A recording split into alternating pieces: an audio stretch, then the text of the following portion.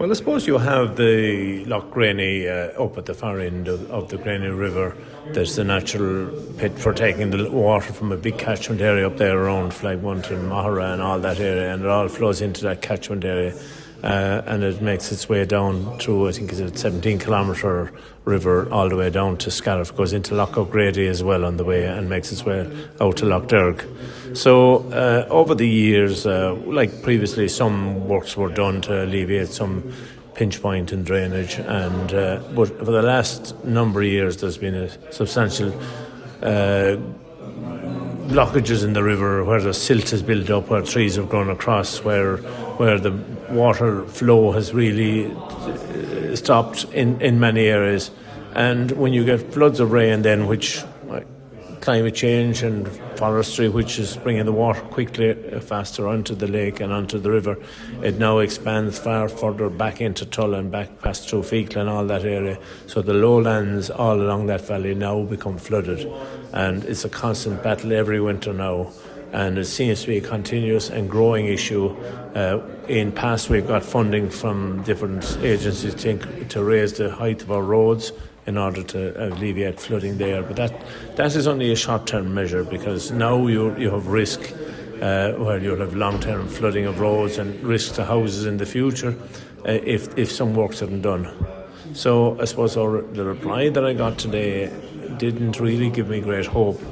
I asked for a multi-agency group set up in conjunction with farmers and agencies to sit down around the table to actually discuss how we might do it. So the reply actually gave a number of agencies, and their view was, one was from LawPro, the Local Authority Waters Programme, saying that they weren't in favour of any drainage work. The other one was the Waters Alive, which wasn't really supportive of any works on it either. And when you have multi-agency groups like that saying that, it kind of worries me. And it neatly looks like there's an abandonment by default of this area of ground by the state and its agencies. So that cannot continue. You'll either do that like up the Midlands, where they pay farmers for flooding their land. This is happening by default. So the landowners need to be compensated. The Department of Agriculture and National Parks and all these need to come down and sit down and explain this to us and resolve it, either a long-term resolution or something that's going to give payments to farmers. I don't like the idea of that, but at the same time, an abandonment is what I call it of the River Graney and its catchment area. And it's one of the issues here that there are so many agencies involved that it becomes very difficult to devise any sort of roadmap. Well, so that shouldn't be a problem either. Like, they all have an authority and they all have a reason. They all have a responsibility. There's a responsibility on people to actually resolve issues as well, rather than say hide behind, like the replies are, look at, there's 20 million allocated for the Waters Alive project, there is so much money allocated for the LawPro programme. They should be trying to resolve. I'm not asking for a full drainage job from Cahir all the way down to Scariff. What I am asking is that pinch points where there's built up a silt and trees would be allowed to be cleared and under environmental rules and regulations, so that it is something that resolves it, and we're just not going to abandon. Like, if we abandon, it means we're doing nothing. So inevitably it'll lead to further consequences and financial consequences for councils and for farmers and everyone like that. Just on a separate matter, Pat, you raised another motion in relation to tree felling and the harvesting of timber in the Killaloe Municipal District. Is there a fear that tree felling and harvesting of timber is being done in an unsustainable manner at the moment?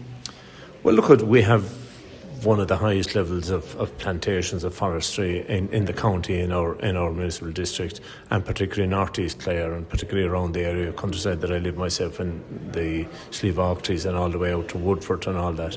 And unfortunately we had a very bad storm last year, Storm Owen, done tremendous damage with wind blow everywhere. But that has led to an increase of harvesting, which has to be done. I appreciate that, but we've also have the challenge that we're in a designated area with the responsibility for the hen harrier. So now that limits the period of extraction to that winter period, which is the worst possible time of the year to be extracting timber. So I'm asking agreed protocols. We have a lot of damage happening to our roads, and I appreciate the nature of what it is. It's wood felling and private forestry and Quilcha all have to do their business. But I wanted an agreed protocols again around how that happens, and that the council in general would sit down and agree maybe financial support to help to reinstate roads as well, because it's been quoted to me that there may be over 100 lorries a day of timber passes through Scariff alone at the moment, and that sort is unsustainable. We also have timber going out through Woodford and on through other parts of that aren't actually going through Scariff, so you need to resolve that as well. Mm-hmm.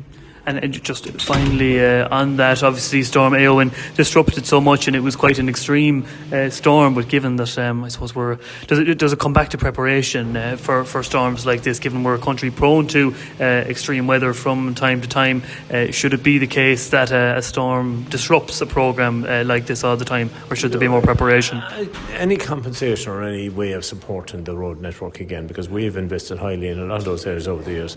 Any funding that's coming should be based on the amount of timber that's taken out, and it should be kind of agreed figures and support and based on all. And even if there's treble the amount going out, we have another storm this year and we have another big wind blow. We cannot, the state cannot sustain making improvements to roads in these areas where they're getting damage coming out again and going back. Other roads and other road users and other parts of our district failed then to get the roads on the road programmes. We have to go in and emergency works, and that needs to be an agreed protocol. It isn't a tax on anyone, it's a support to try and get roads so that we can continue to extract our timber and at the same time feel comfortable that we have a funding mechanism, support mechanism that can actually keep the road network up and viable as well.